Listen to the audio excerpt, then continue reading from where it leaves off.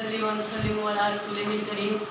اما بعد فاعوذ باللہ من الشیطان الرجیم بسم اللہ الرحمن الرحیم رب اشرح لی صدری ویسر لی امری واحلل عقدۃ من لسانی یفقہوا قولی۔ حسن یوسف پہ کٹی مصر میں انگشت زنا، حسن یوسف پہ کٹی مصر میں انگشت زنا،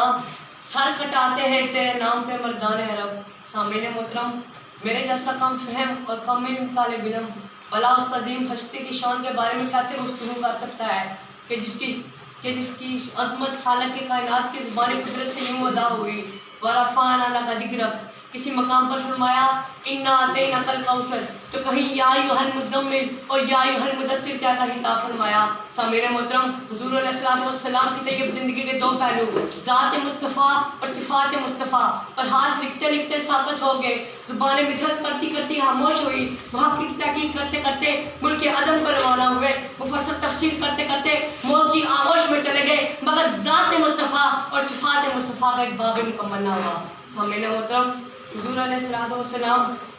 کی عظمت کو میں کیا بیان کروں کہ جن کے دست اقدس کی ایک انگلی اٹھتی ہے چاند کو دو ٹکڑے کر دیتی ہے، کہ جن کے اشارہ فرمانے پر درخت زمین سے اپنی جڑوں کو توڑ کر زمین کو پھاڑ کر بارگاہ نبوت میں حاضر ہو جاتا ہے، کہ جس ہستی کی نگاہ اٹھتی ہے تو سوراخا گھوڑے سمیت زمین میں دس جاتا ہے، اور جب نگاہ رحمت اٹھتی ہے تو گھوڑے سمیت زمین سے باہر آنا شروع ہو جاتا ہے، کہ اس پیکر رحمت پر طائف کی بستی میں ظلم کے پہاڑ توڑے گئے، مگر زبان مقدس سے بددعا تک نہ نکلی، بلکہ بقول قلندر لاہوری دعا مانگی الہی قوم کو چشم بصیرت دے،